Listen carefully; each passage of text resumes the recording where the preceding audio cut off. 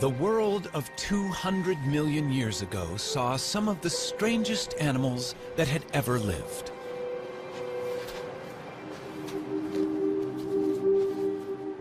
Nothing about them suggested they would become a huge success.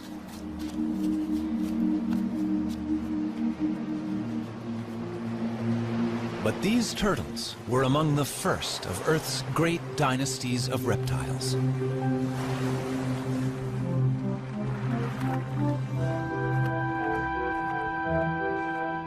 Turtles then and now are unique. Their bodies are encased in armor, and that shell has changed little over millions of years.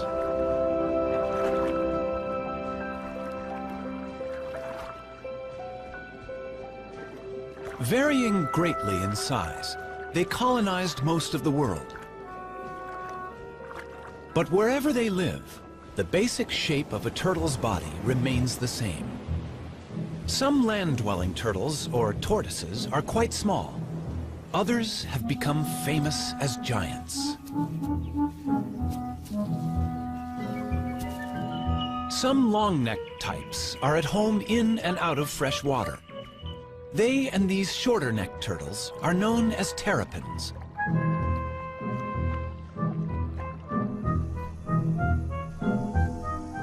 "257 turtle species exist. They live in every environment, from the driest of deserts to the coldest extremes.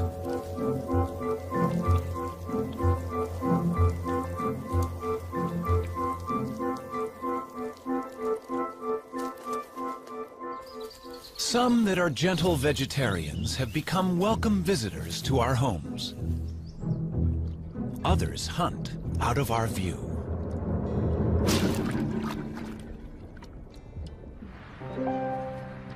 Older than the birds, all turtles may owe their success to their simple design. But what future is there for turtles living life in a shell?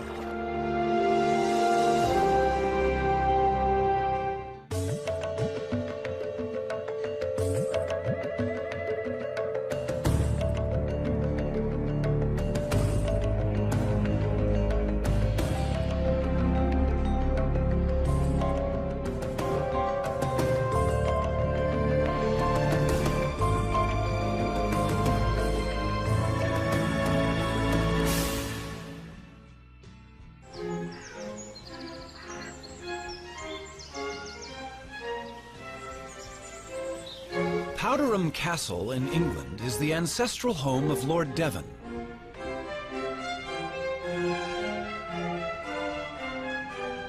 It's also the home of Timothy, a rather venerable tortoise. To the present lord, Timothy is the oldest member of the family.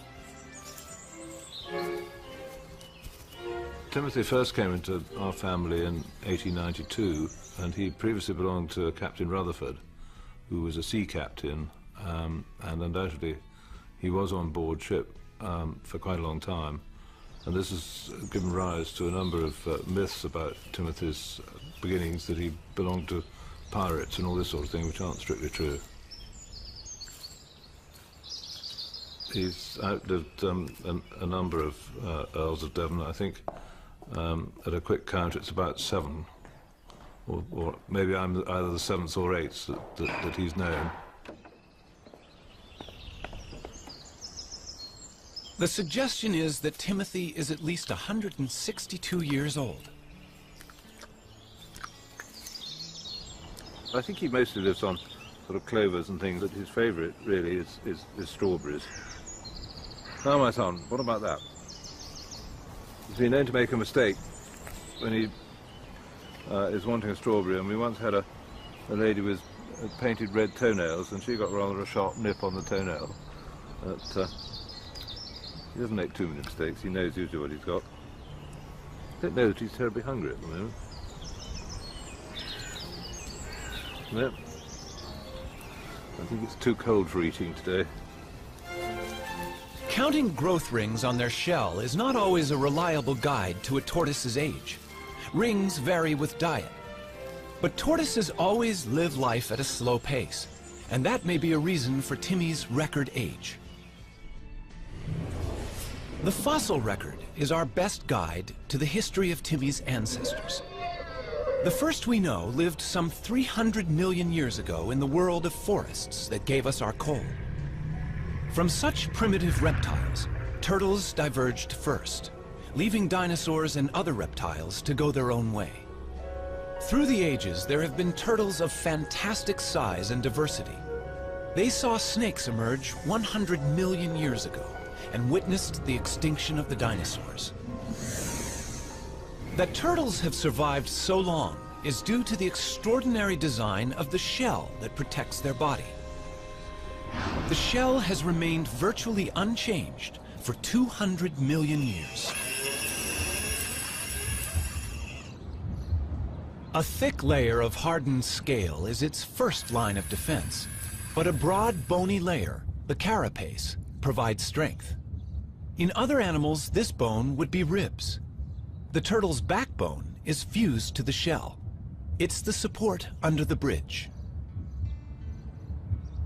The shell of a turtle serves many purposes. On land, it's heavy, restricting movement, but great protection. Underwater, in a streamlined form, the shell allows for graceful swimming with surprising speed.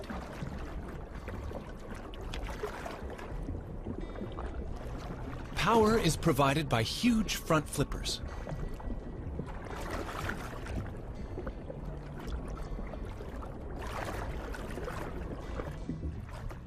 Sea turtles migrate thousands of miles, swimming on the ocean currents. Their hind limbs are mainly used as rudders for steering. Legs have no appeal for these sailors. Sea turtles only emerge onto land to nest, and even then, flippers are sufficient to haul the turtle over a beach.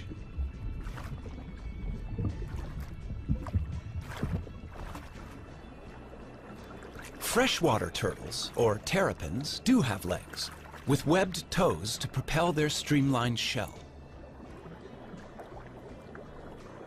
When feeding on the bottom of a lake or river, legs are more useful than flippers. And terrapins also climb out of the water, so their legs are essential.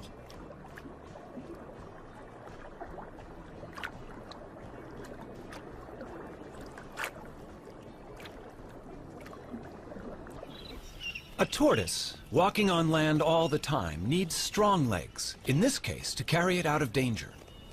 The pancake tortoise also has a flattened shell that's handy for fitting into crevices.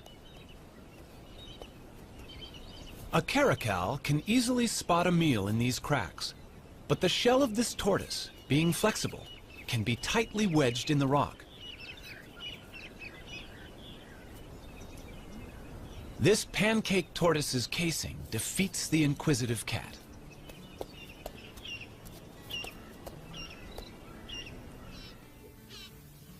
Giant tortoises, and this one on a Galapagos island is among the largest in the world, have no natural predators to hide from, but they need weightlifters' legs to move their enormous shell.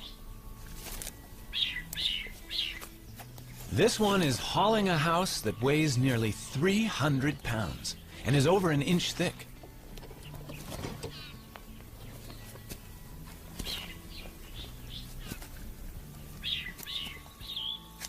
A tiny box turtle leads a far more troubled life in raccoon country, but its domed shell has a cunning device that usually outwits such hunters.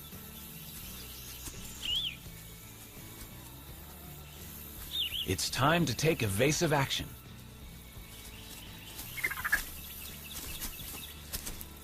The shell is hinged. The drawbridge comes up, and all of the turtle, head, limbs, and tail, is safe inside its castle.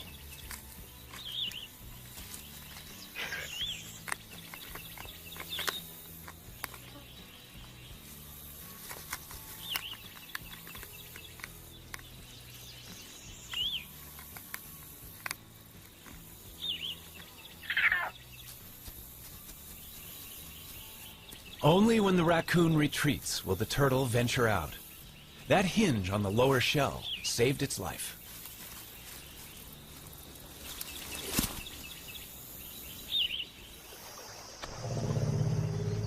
The turtle's shell has survived some huge challenges over millions of years.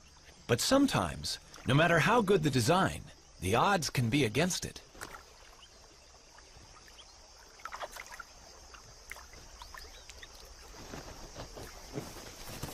That is one lucky tortoise. Surviving the heat of a desert is a particular challenge for tortoises. They can only control their temperature by moving into and out of the sun. Dr. Jeff Lovich of the United States Geological Survey is radio tracking a desert tortoise on a wind farm in California.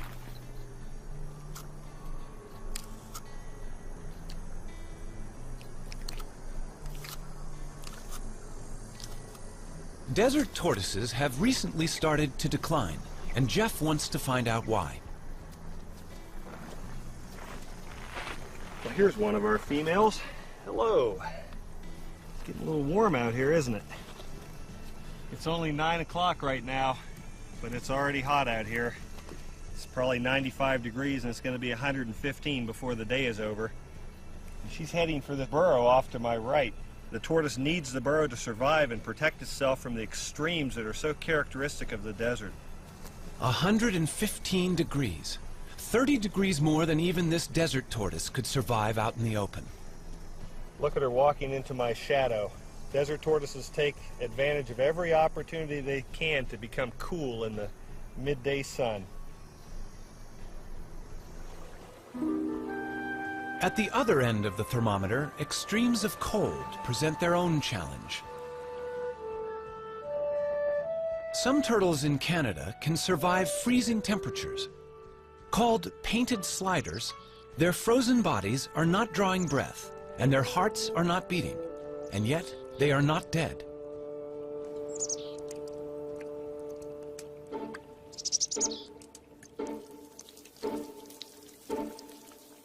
These hatchlings, born in August, freeze and unfreeze throughout the winter until the final thaw in spring.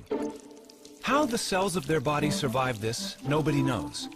Yet the painted sliders leave their nest and start active life unharmed.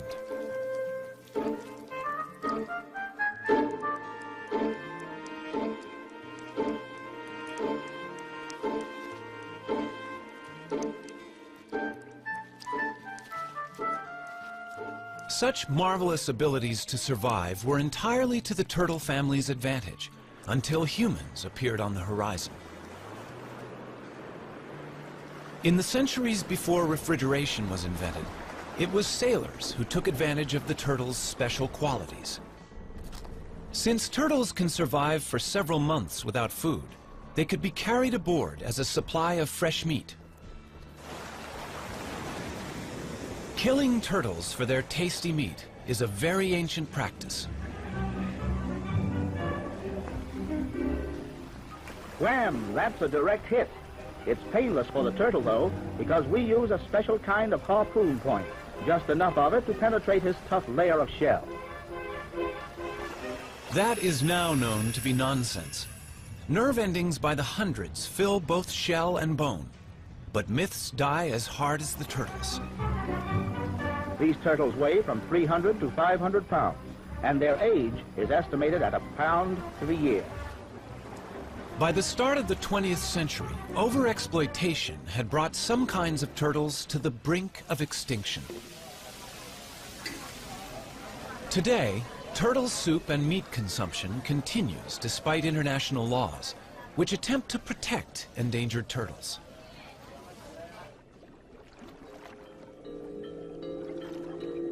The turtle may well be our defenseless victim, but in the natural world, these successful reptiles have for a long time been quite capable of defending themselves.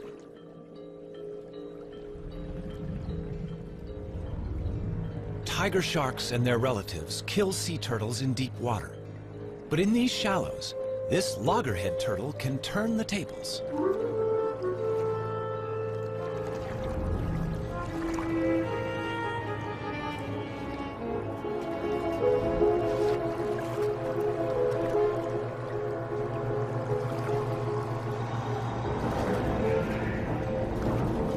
The turtle is biting the shark. It has no teeth, but the sharp serrated plates in its strong jaws can inflict serious injury. In shallow water, the shark's movements are restricted, and it has difficulty fighting back. After a breath of air, the valiant turtle can return to feeding. It can give as good as it gets.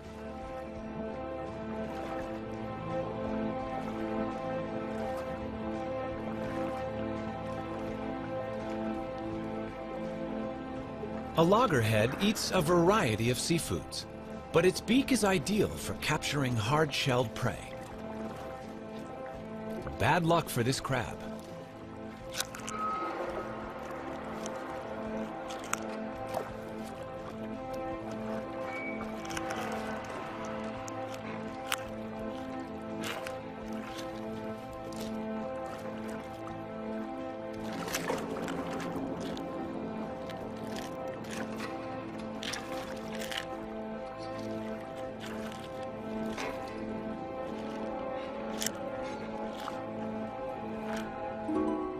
In freshwater, a camouflaged turtle is hunting. This is a mata-mata. It will blend with the fallen leaves and wait for a fish to come within range. Then, it simply sucks them in.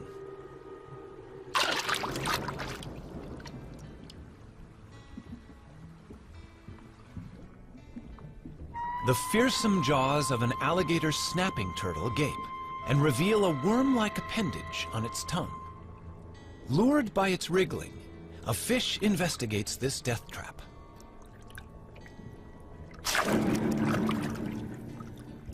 And there are even turtles that hunt together. Donald Stridham knows that visitors to the Swardini Reptile Park in South Africa are fascinated by the bloodthirsty terrapins he exhibits there. It's feeding time in the terrapin pool. You know, if I had to put my finger into this water, they would eat it. But I'm going to give them something else to eat, their favorite food, a little piece of chicken here. And I know they're done. They're going to move towards this. Come, guys. Come on. You'll probably find that the red-eared terrapins come first. They are normally the more dominant, and here comes one now. You can see why it's called a red-eared terrapin. It's got the little red mark behind the eye. And look at that. He's a dominant one, so he will come first. And here comes one of the serrated hinged terrapins on the side here. And the rest of them are going to respond to the movement. In fact, they would have to eat in colonies. They can't easily, as you can see here, bite off a chunk of meat on their own. So they need to tear it amongst each other. They eat in much the same way as piranhas. So lots together, biting off chunks and pieces of meat. And you can see that happening right here now. The red ear's got a really good grip on it. They tear at the meat. This is all very necessary in nature. They clean up the place. They're in fact the aquatic hyenas.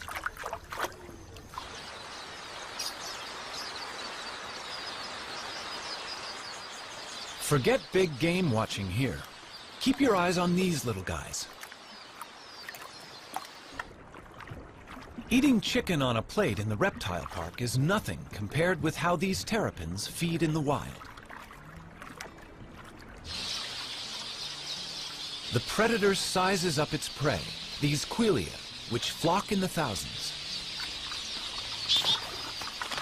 One terrapin grabs a bird. The others crowd in to snatch what they can.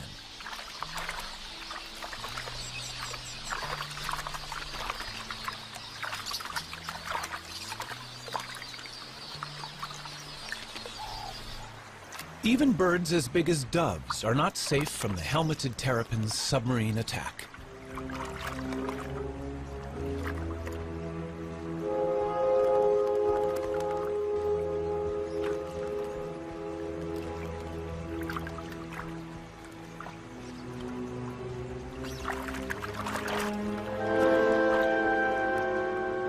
A lone terrapin could overcome the dove, but hungry rivals are on their way.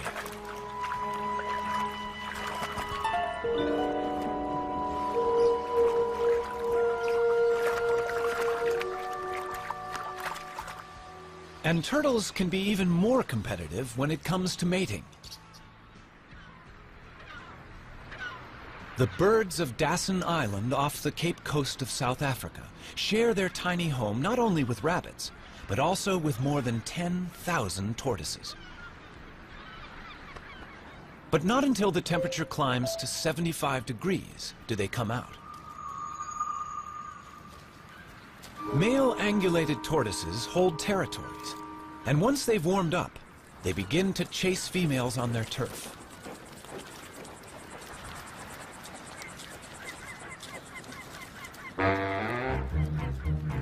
Once he's found one, he won't easily let her go.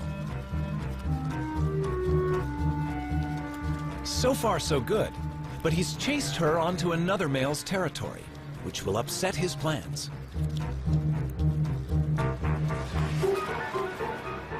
They do battle, a duel in the sun. But a third male has seen an opportunity, and he's mating with their female.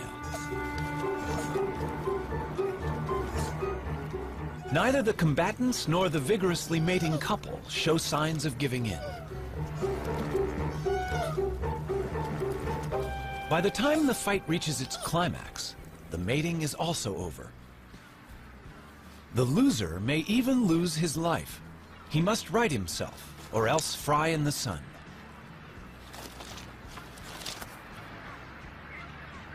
The temperature is rising rapidly. He must get into the shade.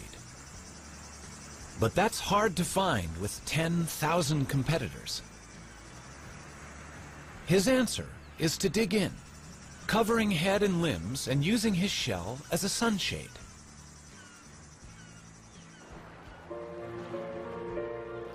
In tropical waters, temperatures are much the same all year round.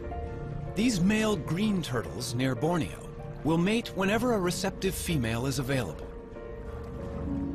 The males have the long tails.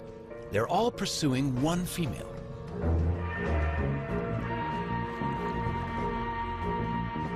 A male succeeds in locking onto her shell and mating with her. Rival males are surprisingly vicious in trying to interrupt his success. These powerful jaws can injure a flipper. And not only the mated male, but other rivals are also getting bitten. But to no effect. The desire to mate is strong, and only when he has succeeded will other males have a chance to take his place.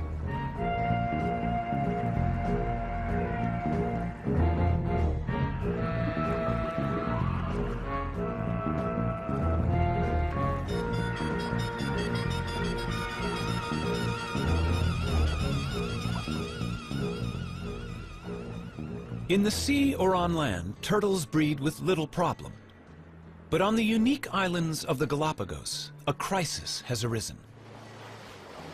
At the Charles Darwin Research Station, the fortunes of the famous Galapagos Island tortoises are being carefully monitored. These tortoises are giants, among the largest in the world. And they are more than just a tourist attraction. They're endangered, and their survival depends on them breeding in captivity here.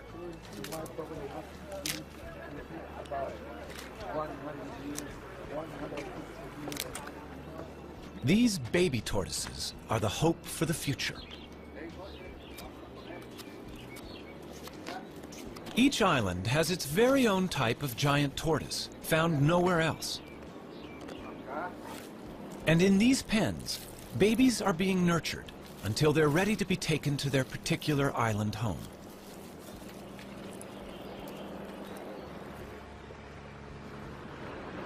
In past centuries, boats landed on each island to plunder the docile giants, killing or collecting them.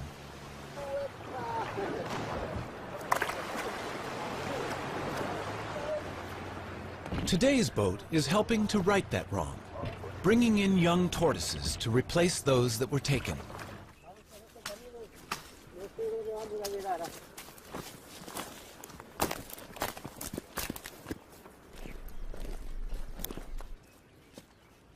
This is the island of Hispaniola. The Hispaniola tortoise was once facing almost certain extinction. Now, the future arrives in a bag.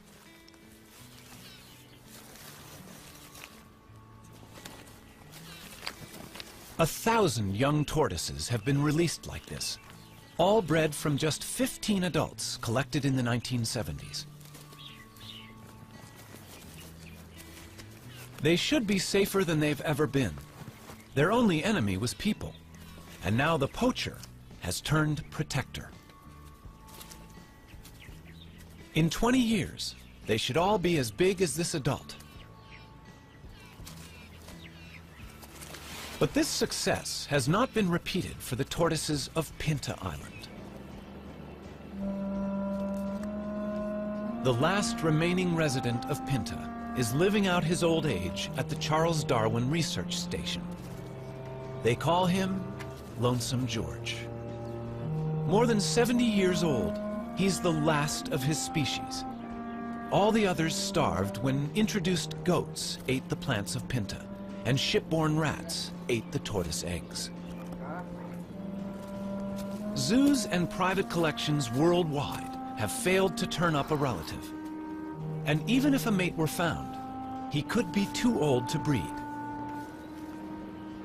The Pinta Island tortoise may be the first turtle species to become extinct in the 21st century.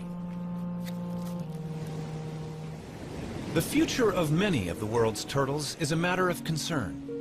Even the olive Ridley sea turtles, famous for their mass egg-laying on this beach in Costa Rica, are arriving in fewer numbers each season. Randall Arouse is familiar with the spectacular aribata, as it's called, here at Ostianal. Ever since I was a very young boy, and I was always interested in marine biology. But then one day, it was 1982, I was a second-year biology student. I walked into the school and there was a big sign that said, Aribata, we need volunteers. And I thought, well, I've heard about the Aribatas and the turtle nesting. I should go check it out. Then I came to Ostianal, right here at this spot, and I saw the Aribata happening. And right then it struck me. Like I had to study turtles, and I've been doing turtles ever since. As many as 200,000 turtles might haul out onto this beach on one night. 20 years ago, it would have been 1 million, but this is still one of the biggest aribatas in the world. The turtles are right now congregating right out there. They're going to congregate in what we call the float, and they'll start coming up after the sun goes down, and probably by midnight or 1 in the morning, we're going to have a very high concentration of turtles nesting here on this beach, and they're not going to finish until sunrise, probably at about 8 or 9 in the morning. So yeah, it's going to be some pretty heavy work all night long. We basically know that these turtles come for 2 or 3 consecutive aribatas in a row. Then they're going to leave, and we won't see the turtle again for another year or another 2 years. The aribata that we're witnessing now may easily have 100,000 turtles participating. And 100,000 turtles at 100 eggs per turtle, roughly, that means 10 million eggs. Eggs are the turtles' investment in their own future. But eggs can also produce illegal income for poachers. So patrols of armed guards protect these nesting turtles all night against egg thieves.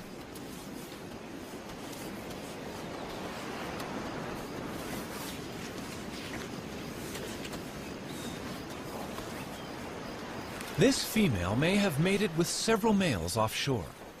So each of her 60 to 100 fertilized eggs may have a different genetic composition, which is healthy for the future of olive Ridley turtles. Randall can also inspect the health of an individual while she's laying. She seems to be unaware of him and in a kind of trance. He examines her gently for signs of disease or injury while she's in this curious, semi-conscious state. Just why she enters this trance is not yet known. The studies carried out on this beach indicate that roughly 8% of all the eggs laid on this beach will actually hatch and turn into little turtles.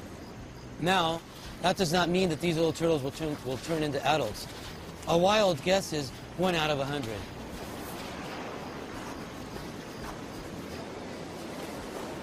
This beach at Ostianal is only about 4.5 miles long. And with turtles still arriving to nest at dawn, there is not much space left, and some inevitably dig up the nests of others.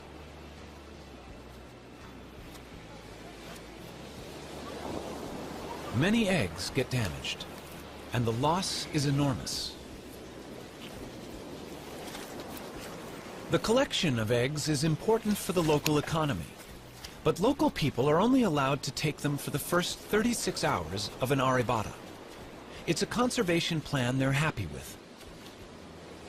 The community of Ostinal protects their turtles in many ways. Probably the main way is they respect the management plan. There are rules as to when you can harvest, when you can't, and the community as a whole complies. You can only harvest the eggs for the first 36 hours. The eggs have to be packaged in a special way. There has to be receipts. There's all this paperwork. And the people of Ostinal comply with all these rules and regulations to their very best. And they get a good harvest without harm to the turtles. Soft-shelled, the eggs travel well to a luxury market, where some are enjoyed over the bar in a pricey drink they call baka.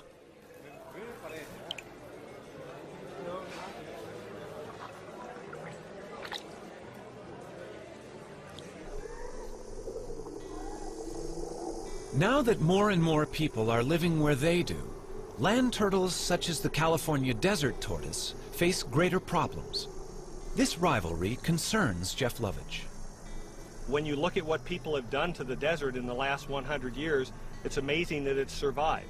I mean, here we have this rugged old touchstone, a place that looks timeless, yet it's changing very rapidly, in a place that was formerly virtually empty of people and now sits in between Phoenix, Las Vegas, and Los Angeles, some of the most highly populated cities in the United States.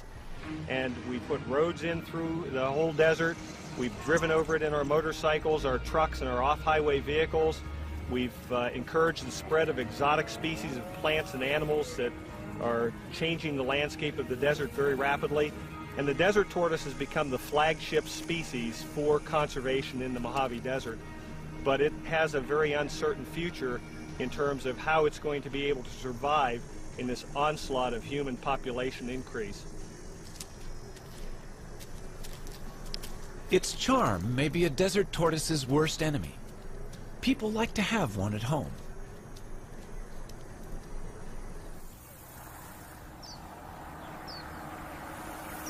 Problems arise when the once loved pet outgrows its welcome. It seems so easy and kind to let it go in the wild. But Fred, or whatever his pet name has been, is about to cause problems among the wild tortoises he will inevitably meet. He appears to have a cold, a viral infection that he'll soon pass on to others.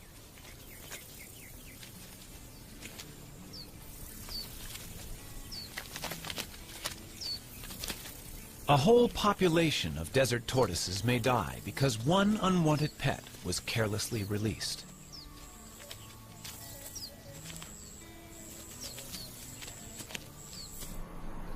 Close to towns, tortoises are presented with other problems. Our roads cross their territories, and they get injured.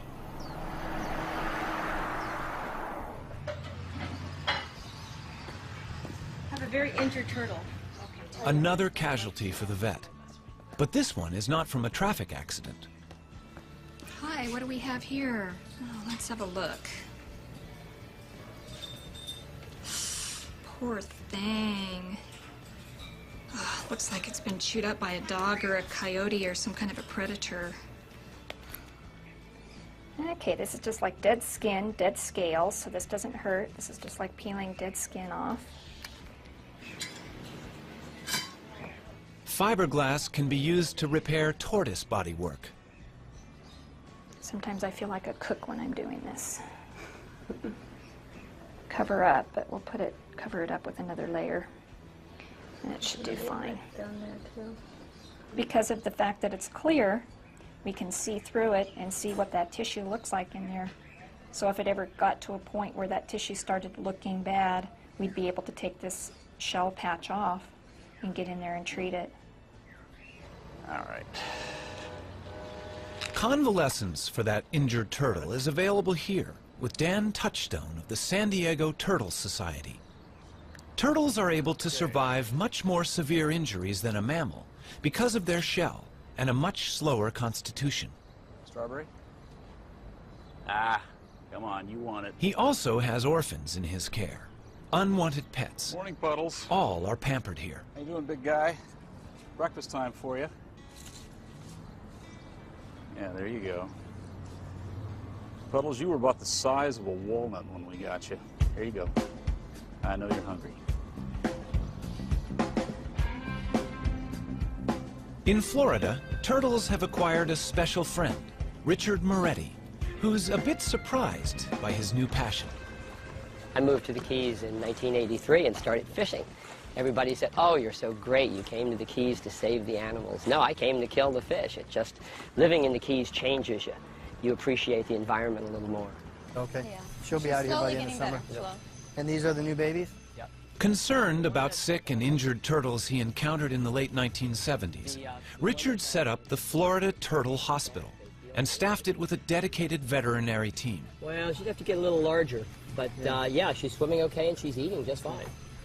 I filled an old saltwater swimming pool with tarpon and grouper and snapper, and all the children that came to visit said, do you have any turtles? So in 1986, we went to the state of Florida and said, how do we get sea turtles? They said, well, the only way you can have them is to do something for them. And I said, well, what would you like us to do? They said, well, we need a rehabber. And they said, a rehabber, if a turtle gets hit by a boat, we take it to the vet and pay the bill. We buy the food and pay the bill, and when it's ready, we turn it out. I said, well, I can do that. And that was our very modest start of the Sea Turtle Hospital. Guys, eat Got up. your legs? I got him. There he goes. Okay, that's perfect. But before I moved to the Keys, I ran a Volkswagen facility, and Volkswagens would come in broken, and my job was to find the best mechanics and the best parts. Well, this is the same. The turtles come in broken, and my job is to find the best vets and the best meds. It's the same, except now instead of having to give them the bill, I pay the bill, and that even makes it nicer. There you go. Thanks, Doc. And I didn't get too wet. This little tumor is the beginning of a virus that affects sea turtles around the world. This disease started 100 years ago. When we first started seeing it 15 years ago in the Keys, turtles would come in with a singular tumor like this. This turtle's evidently just gotten the disease because he's only got a couple of very small tumors, which we'll take off. And once we do, that'll immunize her against the disease. We'll keep her for a year, we'll make sure she doesn't grow anymore, and then we'll let her go. It appears to be a herpes virus, very similar to herpes simplex 1 and 2, and it's affecting turtles worldwide. Right now, all 8 species of turtles have a similar lesion. We haven't been able to get tissue samples to make sure it's the same virus, but we've gotten tissue samples from about half the turtles around the world, and all the ones we've been able to examine are about 95% positive to the same virus. Okay. Some turtles infected with this herpes virus arrive in a much more advanced stage of the disease. The team intends to do everything they can, but this turtle has been greatly weakened by the growths.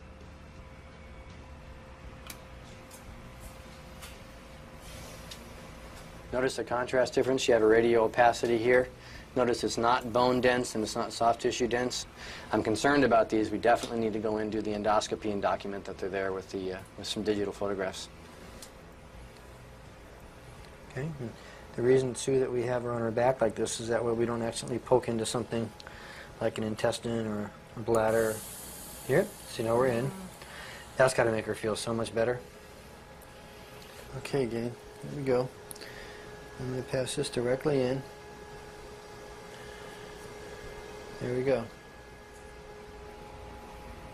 The endoscope does not reveal good news. They can recognize large tumors within her body.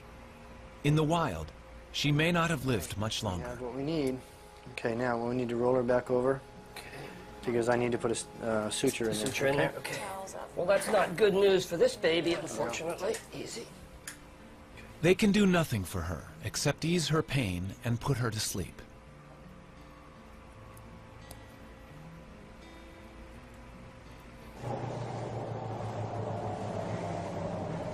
The joy of success helps make up for the sadness of failure.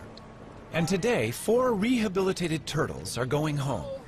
They look like they're ready. Yeah, after never being out of a tank, they're going to enjoy this big tank called an ocean, huh? All right. Have lots of babies, guys. Are you ready for this? You look ready. You're beating me up already? You got your jewelry? Yes. Okay. You can go. Moments like this reassure Richard Moretti that their work is worthwhile. All right, Guy.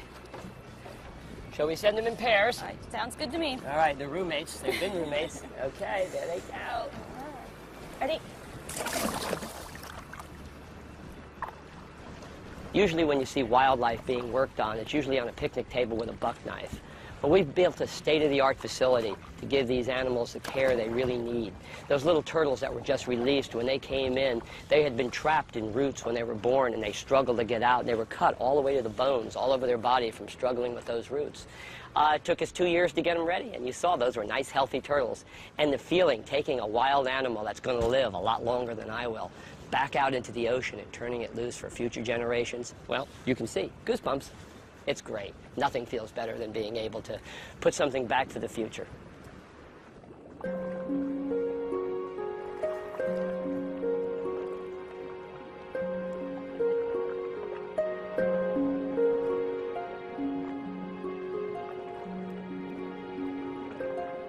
Every day, turtles can be seen enjoying the attentions of cleaner fish in the wild.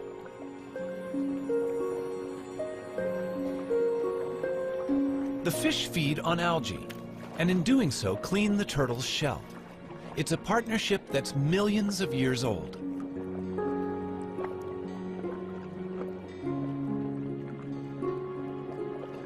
Generation after generation lived in what might have seemed a perfect world.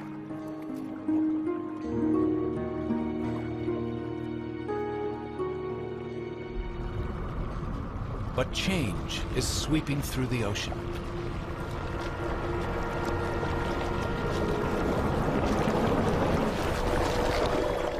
Commercial fishing puts nets into the sea, which can break loose and drift, catching much more than intended.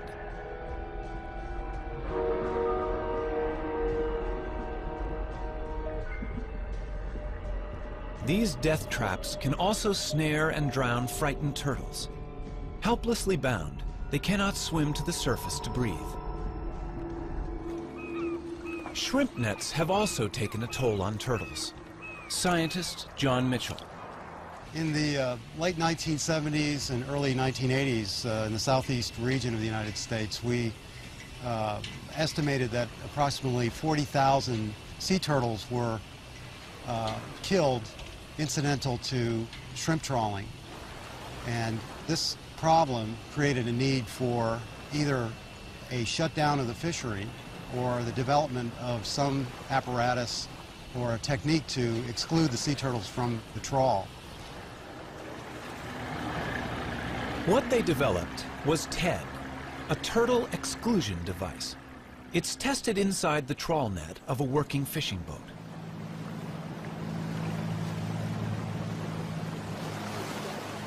The net is being dragged behind the boat, and the TED is fixed inside the net at the end. The idea is that a turtle in the net hits the device, is pushed up the ramp, and escapes through the top of the net. Only a live turtle can test it. In this situation, a turtle would normally be fatally trapped with the shrimp. But on reaching the TED, the turtle, much bigger than the shrimp, hits the bars, is guided upwards and out into the sea, none the worse for its experience. It's a simple invention, but it saves the lives of many turtles. And the use of TEDs desperately needs to be encouraged worldwide. Here in Central America, we know that in Costa Rica at least 15,000 turtles are being caught a year. And of course, this is definitely going to have an impact on the population. There's a dead turtle right over there, you can see, almost definitely killed by a shrimper. If Costa Rica was implementing TEDs efficiently, this would no longer be the case.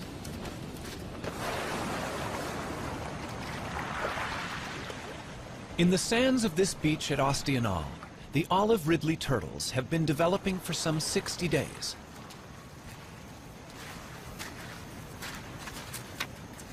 What happened under the sand as the eggs hatched is quite special.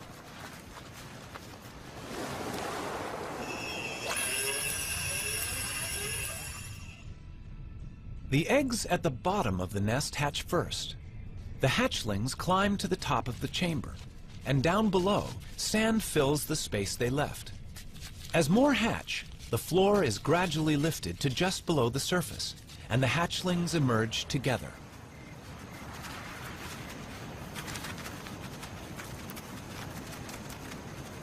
Once out of the nest, hatchlings must head for the sea.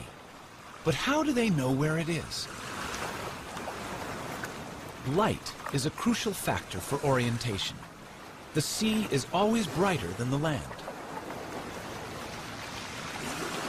It's thought that when they are grown, these turtles will return to this very same beach to lay their eggs.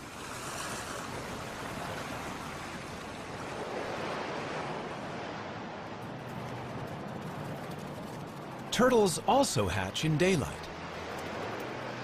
Most race directly for the ocean, but they can now be seen by predators. Theirs is a lonely and dangerous journey.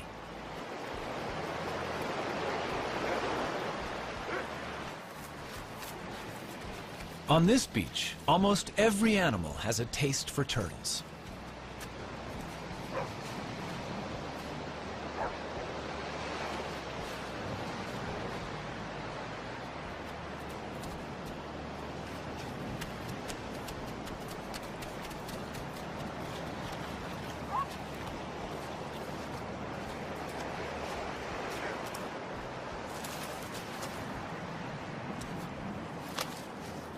But predators, such as this black vulture, don't always get to eat their fill.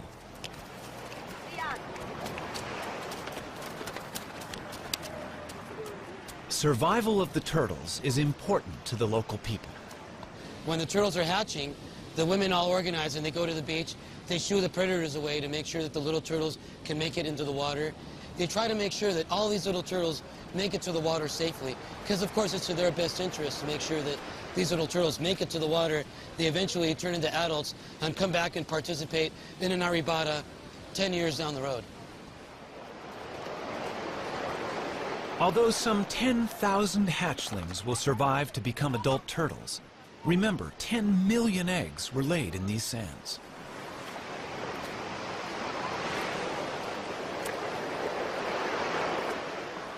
With a little help, these youngsters will be out to sea, where they will drift away on the currents.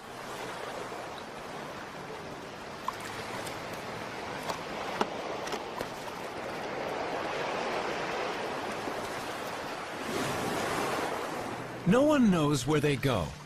Perhaps they hide from ocean predators among floating seaweed, where they can safely feed and grow. But it will be 15 to 20 years before they return to these waters. Before people ever began helping turtles to survive, alligators had been unwittingly doing so for millions of years. Young red-bellied turtles are hatching from eggs laid in the alligator's nest. The rotting heap is warm and humid, as good for incubating turtles' eggs as it is for hatching alligators. Both stand to gain. Alligators eat a good many adult red-bellied turtles.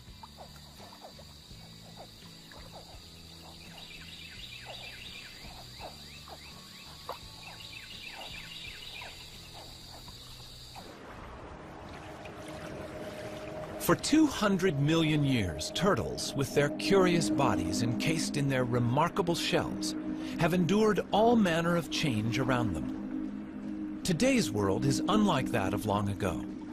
The oceans are threatened by human pollution and greed. Ancient homelands have become deserts. Islands are overrun by vermin. And the future for these reptiles may depend on us. We don't know really what role they play in the overall scheme of things with the ecosystem. And I think that's one reason why we should use any means to protect them. There are many, many animals that we really don't, humans don't see a need to spend the effort and the time to conserve, but just the fact that we don't know, I think means that we should. Throughout the world, irrespective of culture, there is an affinity for the turtle. Throughout the world, we have myths that ascribe various characters and features to turtles that we like to teach our children, like being steadfast and being resolute. Here in this country, we have our own myth about the tortoise and the hare, and we teach our children that being steady and continuing to run the race can lead to victory. You don't have to be the fastest, you don't have to be the best. This year we were really excited. One of the turtles that we took a flipper off of last year and turned her loose, it was a great big female, probably about 50 years old. She crawled up on a beach in Central Florida and laid eggs this year. And that's really exciting because, you know, up to that point people usually kept turtles with one flipper in an aquarium or in a park. Well, we proved that 3 flipper turtles can go out there and add to the genetic makeup, and they can actually crawl up on the beach with 3 flippers and have their babies and lay their eggs.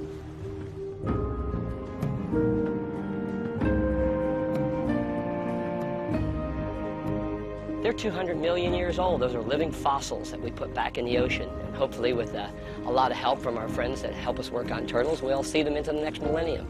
But it makes you feel really good. You know, we use so much of our assets and our environment up. It's so nice to put something back for the future.